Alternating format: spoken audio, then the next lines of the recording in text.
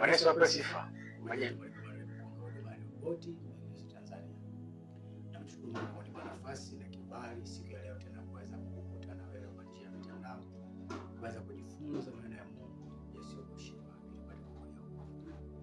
Siku ya leo Mungu amependa niseme nawe kwa habari ya neno sadaka mbegu. Sadaka mbegu kwa mapana yake, lakini nataka tuzungumzie kwenye kitu kinaitwa kupanda kwa machozi. Somo letu linaitwa kupanda kwa machozi. Sadaka mbegu, lakini katika kipengele cha kupanda kwa machozi. Haleluya. Kabla sienda mbele sana, naomba tuombe. Bwana Yesu, nakushukuru kwa wakati na nafasi ya kipekee ambayo unipa nafasi na neema kusomeza watu wako kwa njia ya mitandao ya kijamii popote pale walipo duniani kote.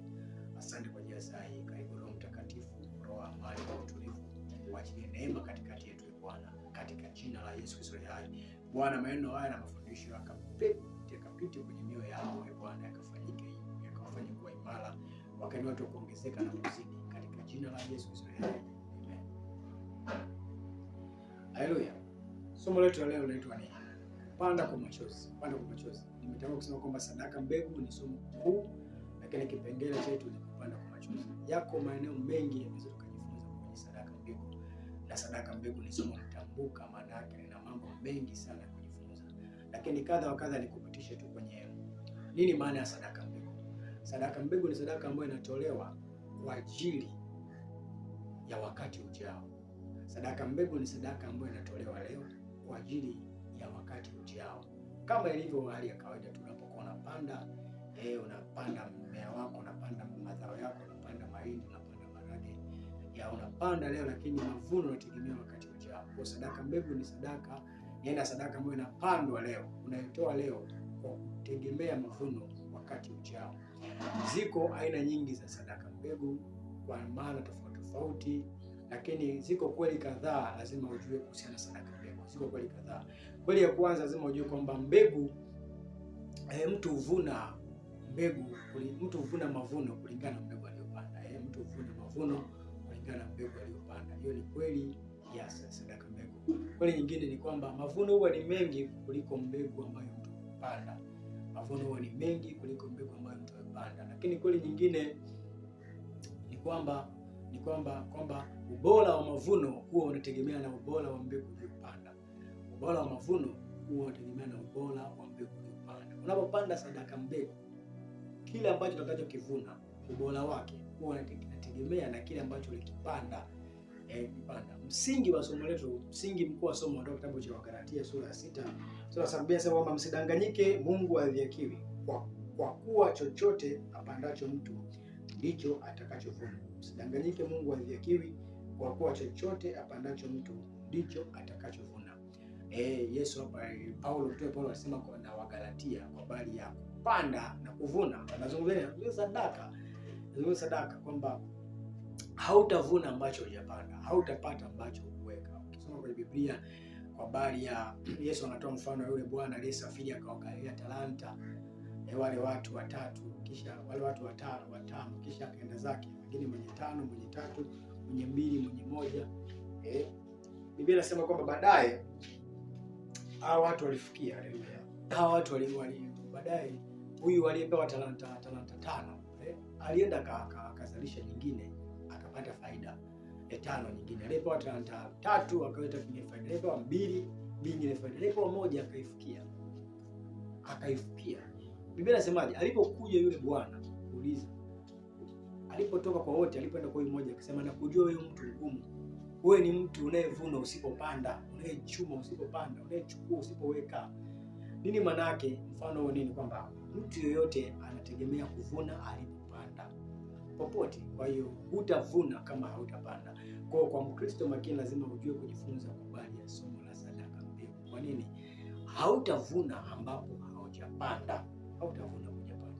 Mtu wa Mungu, uwezo ukaenda kwenye shamba la mwenzako kavuna na wakati kupanda. Kwa hiyo hiyo ni kanuni ya Biblia. Kwa hiyo unapozungumzia sadaka mbegu ni somo mtambuka kama nilivyosema, lakini leo tutajifunza kwa kipengele cha kupanda kwa machozi. Nini maana ya kupanda kwa machozi? Kupanda kwa machozi ni nini? Haleluya. Aina hii ya sadaka ya kupanda kwa machozi, sadaka mbegu ya machozi ni nini? Unaitoaje? Inatolewa wakati gani? Hii ni sadaka mbegu ambayo hupandwa ikiwa mtu yuko katika taabu, katika masikitiko, au katika kuheshimu. Mara nyingi sana watu wakiwa katika hali hizi ngumu, kutoa sadaka kulingana na hali zao na kuzifanya hali zao kuwa sababu ya kutokutoa sadaka. Lakini Mungu angalii mazingira ili mtu aweze kumtolea sadaka. Haleluya.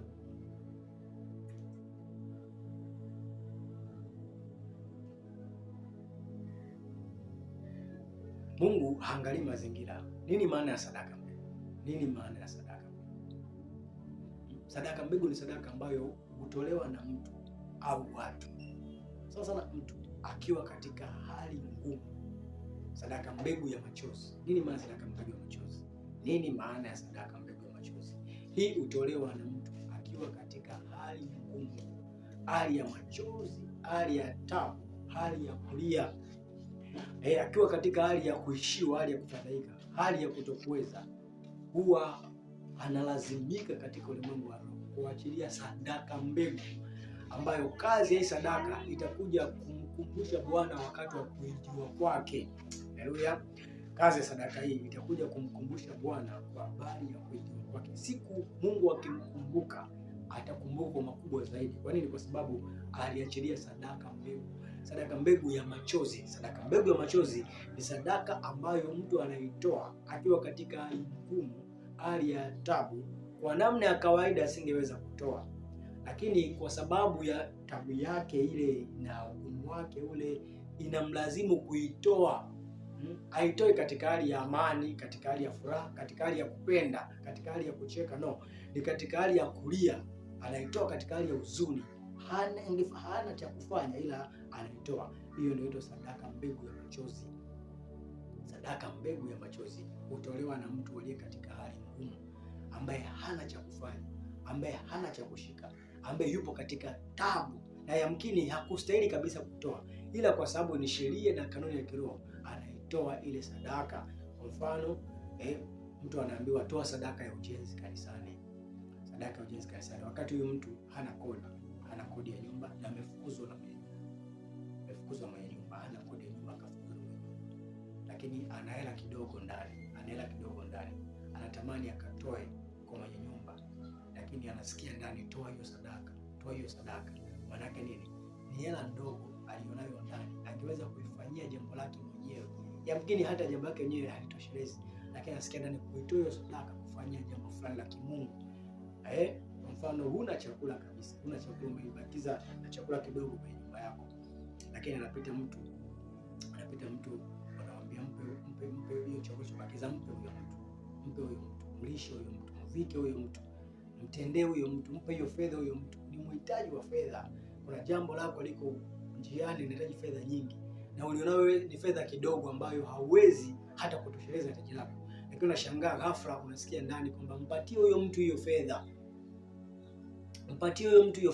Nini maana yake? Hiyo ni sadaka mbegu ya machozi, kwamba wewe ulichonacho ni kidogo, hakutoshelezi, lakini unasukuma kukitoa hicho kumpatia mhitaji mwingine. Hiyo ndio sadaka mbegu ya machozi. Utauona mfano wapi? Utauona mfano wakati Yesu akiwa na wanafunzi wake, wakati wamesafiri mahali ukawa na nyika tupu na wana njaa. Mitume na wanafunzi wanamwambia Yesu waruhusu watu waende vijijini wakatafuta chakula, maana hapa tulipo ni nyika tupu na watu wana njaa. Yesu akawaambia wale wanafunzi, wapeni ninyi chakula. Akamwambia, Bwana, tumekuwa na wewe siku zote, tumetembea na wewe asubuhi mpaka jioni, hatujafanya kazi yote, sisi chakula tunakitoa wapi? Lakini hafla wakatokea kusema, Bwana, hapa kuna mikate miwili na samaki, kuna mikate mitano na samaki wawili. Bwana akachukua ile mikate mitano na samaki wawili, akaibarikia, kisha akawarudishia ile mikate mitano na samaki wawili. Wakala watu zaidi ya 5,000, wakala na kusaza, na vikapu 12 vikawa masazo. Unaiona wapi? Hii ni sadaka mbegu ya machozi. Sisi hatuna kabisa, ila Mungu anatulazimisha kuwapa wale ambao hawana pia kabisa. Haleluya. Sisi hatuna kabisa, ila Mungu anatulazimisha kuwapa wale ambao hawana kabisa, na sisi kubakiza kuwa hatuna kitu. Ndio sadaka mbegu ya machozi. Ndio aina hiyo ya sadaka mbegu ya machozi. Ziko. Hii sadaka inatolewa kivipi? Hii sadaka inatolewa kwa namna gani? Hii sadaka hutolewa ikiwa mtu yupo kwenye taabu ya muda mrefu, anatamani kutoka. Hivyo huitoa hii sadaka kama kumbukumbu mbele za Bwana. Utakapofika wakati wa kujiliwa kwake, Mungu amkumbuke. Unapokuwa kwenye wakati wa taabu, wakati wa shida, wakati wa huzuni, na unajua unapita katika wakati, unatakiwa kutoa sadaka mbegu, ili utakapofika wakati wa kuitiwa kwako, Mungu akukumbuke. Unapokuwa kwenye wakati wa taabu, wakati wa huzuni, wakati wa shida, hauoni msaada mahali kokote, unapitishwa katika hali ya hukumu. Biblia inasema kwa kitambo kidogo nalikuacha, kwa rehema nyingi nitakukusanya. Siku ya kukusanywa na Mungu, basi Mungu akukumbuke, unatoa sadaka mbegu. Haleluya. Tutaona baadaye mambo mazuri mengi. Kuna aina za sadaka mbegu, zipo aina nyingi, lakini nitazungumzia kama mbili. Aina ya kwanza ni sadaka mbegu za machozi za nadhiri. Sadaka mbegu za machozi za nadhiri. Hizi ni aina za sadaka mbegu ambazo zinatolewa kwa mfumo wa nadhiri. Upo katika hali ngumu, katika hali ya taabu, unampanda mbele za Mungu sadaka mbegu. Hauitoi papo hapo, ni ya nadhiri kwamba Bwana, ukinifanikisha katika jambo hili, nitafanya hiki na hiki na hiki na hiki. Katika ulimwengu wa roho unakuwa umeshatoa, ila katika ulimwengu wa mwili bado hujakitimiliza. Hii sadaka ilifanyika wapi? Hii sadaka ilifanyika na Hana.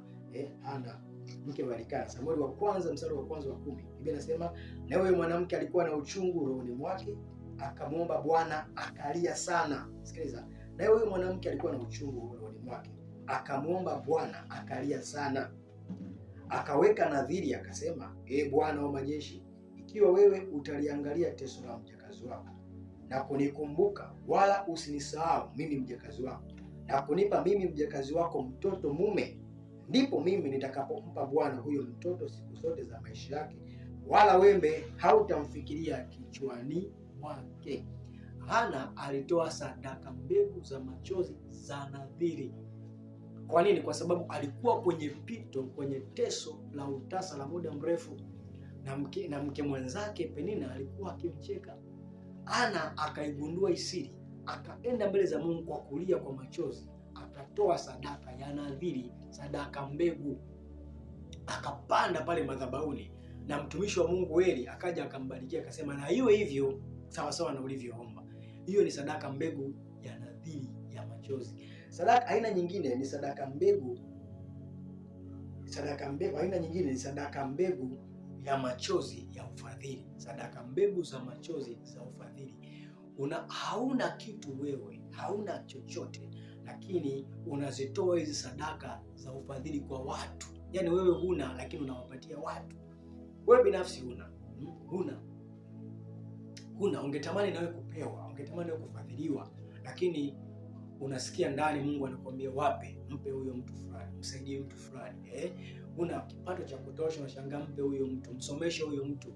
Wewe mwenyewe unatamani kusomeshwa, msomeshe mtu fulani, msaidie mtu fulani. Nini? Hiyo ni sadaka mbegu ya machozi ya ufadhili. Hauna, wewe mwenyewe ungetamani kufanikiwa, kupewa na watu, kusaidiwa na watu, lakini Mungu anakuhimiza wewe kwanza kufanya kwa watu wengine kwa kile kidogo ulichonacho. Unaitoa wapi? Hii unaitoa kitabu cha Luka sura ya 6 mstari wa 8. Luka sura ya 6 mstari wa 8 inasema, wapeni watu vitu nanyi mtapewa, kipimo cha kujaa na kushindiliwa na kusukwasukwa hata kumwagika. Wapeni watu vitu nanyi mtapewa. Nini? Anazungumzia kile ambacho uko nacho wewe, kuna mtu yeye anakihitaji hata hicho. Ni kweli kuna mahali unatakiwa ufike, hauna uwezo kufika hapo, lakini hapo ulipo kuna kitu ambacho unaweza kumpa aliyeko chini yako. Mungu anasemaje? Sadaka mbegu za machozi za ufadhili ni kuwafadhili watu kwa kile kidogo ambacho uko nacho wewe, lakini huku wewe ukiwa ni mhitaji wa kitu kikubwa zaidi. Kwa unapoachilia sadaka mbegu kwa watu za kufadhili watu kwa kile kidogo ulichonacho, Mungu huwa anaachilia watu wenye kikubwa zaidi yako kukuachilizia wewe pia. Anasema kabisa Luka 6:38, wapeni watu vitu nanyi mtapewa, kipimo cha kujaa na kushindiliwa na kusukwasukwa wala kumwagika. Ukienda anasema hivi, ndicho watu watakachowapa ninyi vifuani mwenu. Sikiliza. Anasema hivi, ndicho watu watakachowapa ninyi vitu vifuani mwenu, kwa kuwa kipimo kile mpimacho ndicho mtakachopimiwa. Oh my God. Kipimo mpimacho ndicho mtakachopimiwa. Jinsi ambavyo unawasaidia watu kwa moyo huo, hauna fedha lakini unajitoa mbele za watu, iko siku ndipo Mungu ataamuru na wewe ufanyiwe vile vile.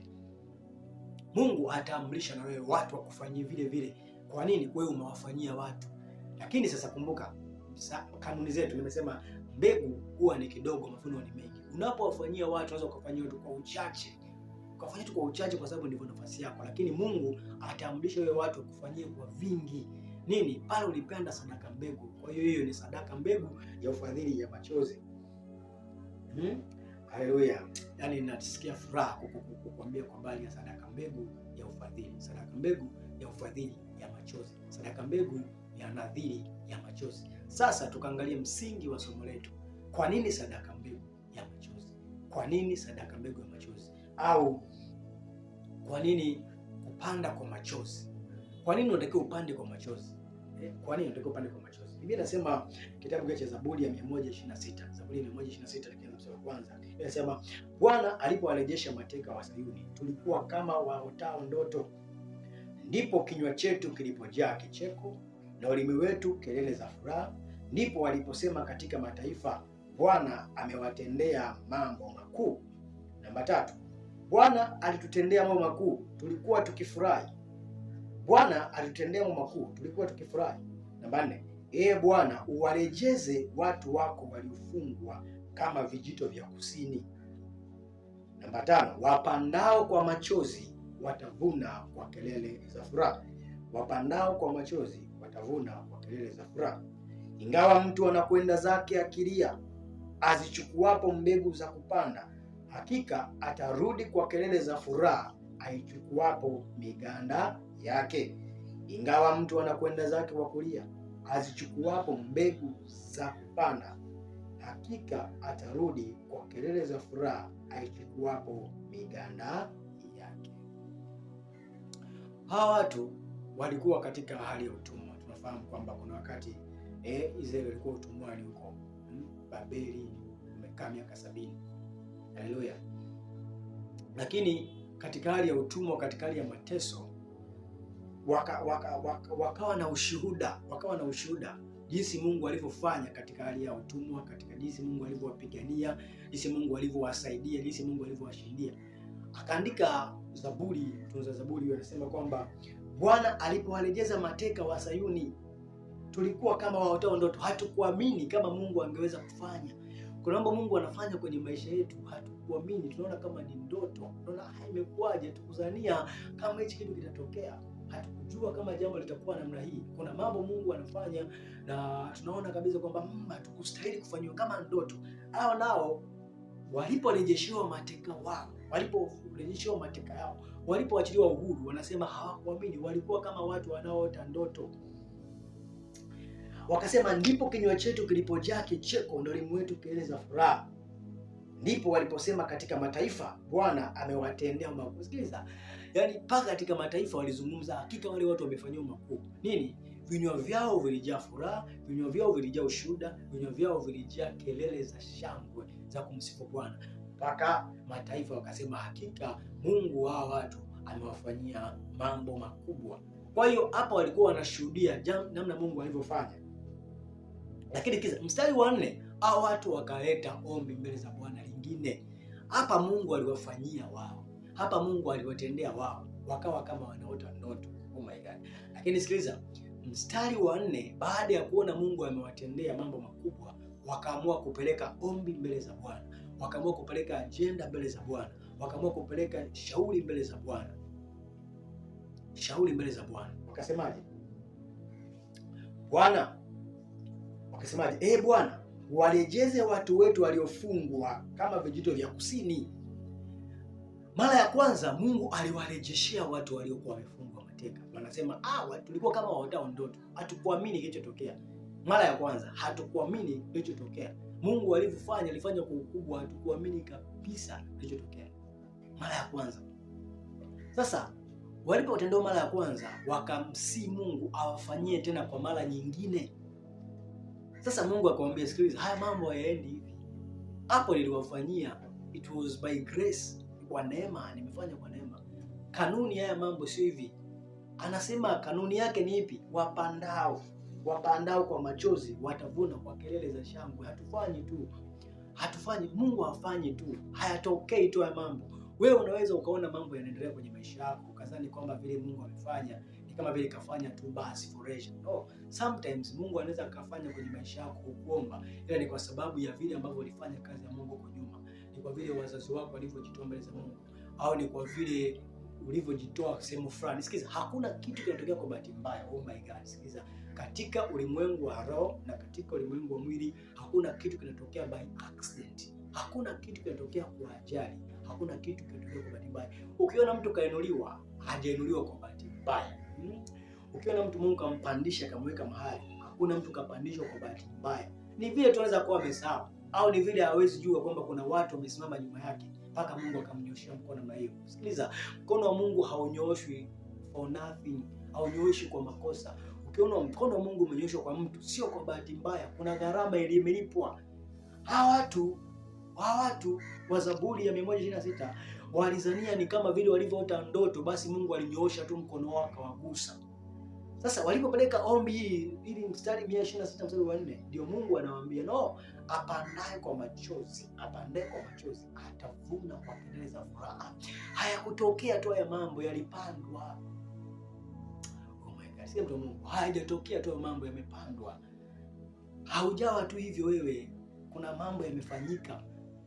It's either unajua au hujui, lakini kuna mambo yamefanyika. Kuna mambo yametengenezwa. Wanasema Waswahili, usione vyaelea, vimeundwa. Havijatokea tu, vimetengenezwa. Mungu anajaribu kuwakumbusha watu hawa wa Israeli, anajaribu kuambia kwamba sikiliza, hatuendi hivyo. Wapanda kwa machozi hautavuna kwa kelele za furaha kama hujapanda kwa machozi. Oh my God, hautavuna kama haujapanda. Anasemaje? Galatia 6:7, usidanganyike, Mungu haziakiwi. Kwa chochote apandacho mtu ndicho atakachovuna. Ukipanda ubaya utavuna ubaya. Hakuna excuse. Ukipanda wema utavuna. Ukiwatendea watu mazuri utavuna mazuri. Ukiwatendea watu mabaya utavuna mabaya. Oh my God. Ukiwaonea watu utaonewa. Ukiwalisha watu utalishwa. Ukiwavisha watu utavishwa. Ukiwanywesha watu utanyweshwa. Ukiwainua watu utainuliwa. Hakuna kitu kinatokea by accident. Mungu akawaambia Waisraeli hapa kwamba sio by accident. Wapandao kwa machozi watavuna kwa kelele za shangwe, za furaha. Mungu ajibu kwamba kitu gani? Hawa watu walioko mateka, wasisubirie neema, wasisubirie msaada, wasisubirie huruma. No. Hawa watu walioko mateka, hawa watu walioko kwenye shida, hawa watu walioko kwenye changamoto, lazima wajue kwamba katikati ya changamoto zao wanaweza wakafanya kitu mbele za Mungu kama mbegu, alafu Mungu akawakumbuka. Katikati ya shida zao lazima wajue kwamba katikati ya mambo anayopitia wanacho kitu cha kufanya mbele za Bwana. Oh my God, unapitia katika hali ya ngumu ya kimaisha, lakini pamoja na hivyo vitu una kitu cha kufanya mbele za Bwana. Kipo kitu cha kufanya mbele za Bwana. Inaweza ikawa sio pesa, inaweza ikawa isiwe nguvu, lakini kipo kitu cha kufanya katikati ya shida unayopitia. Kipo kitu cha kufanya mbele za Bwana, kipo kitu cha kupanda mbele za Bwana. Watu wengi wanapopitia kwenye matatizo ya kifedha, ya kimaisha, ya kiubizwa, wanajikuta wanaona kama hawezi kutoa tena sadaka mbele za Bwana. Sasa tutatoa nini? Mbona hatuna? No, katika hiyo 200, 300, shilingi 100, kipo cha kufanya mbele za Bwana kwa fedha hiyo ndogo. Katika huduma hiyo, katika muda huo mgumu ambao unaona ni muda mgumu, upo kipo cha kufanya katika ugumu unaopitia. Kipo cha kufanya mbele za Bwana. Kipo. Hakuna kitu kitakuja by accident. Oh my God, naona hichi kitu. Hakuna kitu kitakuja by accident. Hakuna kitu kitakuja kwa ajali. Kila kitu kitakachokuja kwenye maisha yako kitakuja kwa sababu kimetengenezwa, kwa sababu kimepandwa. Kwa hiyo katikati ya mazingira ya taabu na huzuni, ndio maana kuletea somo linasema kwamba kupanda kwa machozi. Panda hapo. Ni kama vile ulitakiwa wewe ndio uonewe huruma sana, lakini anza kuonea huruma watu waliotakiwa kuonewa huruma na wewe. Katika hali ulionayo hiyo ngumu, kuna watu wana hali ngumu zaidi. Katika hali ulionayo ya uhitaji, kuna watu wanahitaji zaidi. Anza kufanya kwa wale watu kwanza, then Mungu atakukumbuka wewe katika hali hapo ulipo. Mtu wa Mungu anawaambiaje? anasema sikiliza, wapandao kwa machozi ndio watavuna kwa kelele za furaha. Anasema namba 6, anakongomelea msumari, anasema hivi, ingawa mtu anakwenda zake akilia, azichukuapo mbegu za kupanda, hakika atarudi kwa kelele za furaha, aichukuapo miganda yake. Oh my God. Wakati wa kupanda ni wakati wa maumivu, ni wakati wa kupoteza, ni kama vile unafukia, ni kama vile hauoni ambacho kinaendelea. Huo ni wakati wa kupanda. Sema ni kama mtu aendapo kupanda, anapochukua mbegu zake, ni kama vile kutupa kwenye ardhi.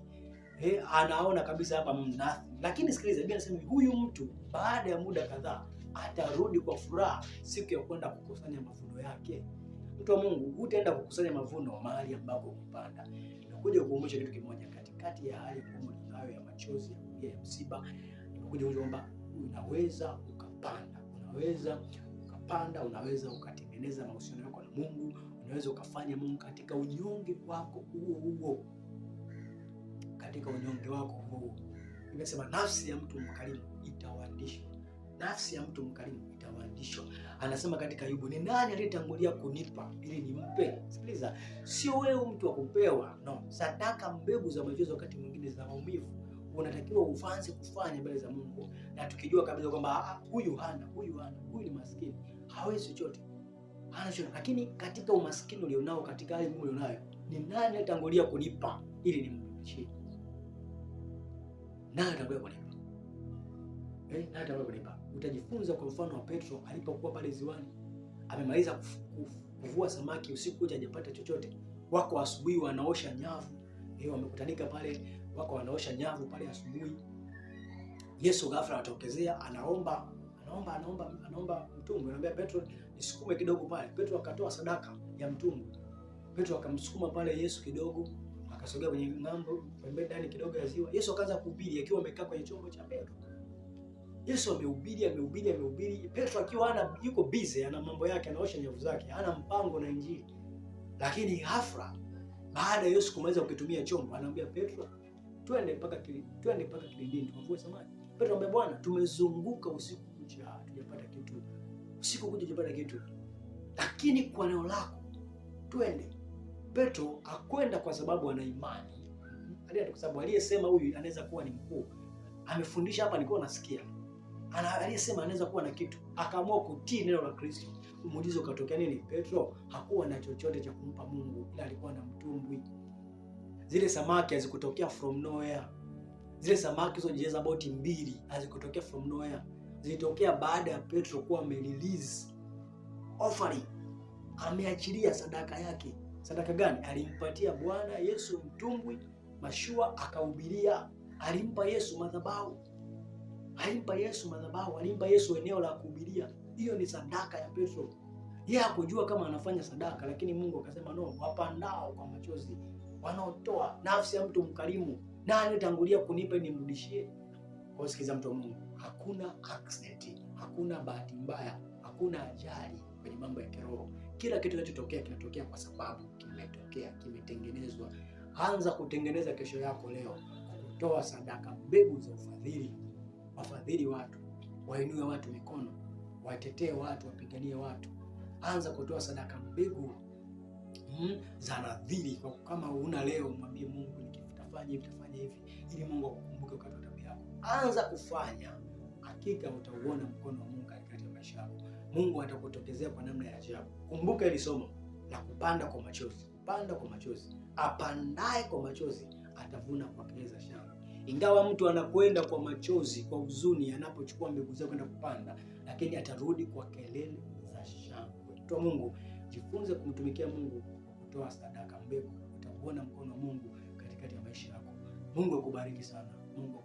Jina la Bwana libarikiwe. Mimi mwalimu Emmanuel, Mungu akubariki wote Tanzania. Kubarikiwe sana. Amen.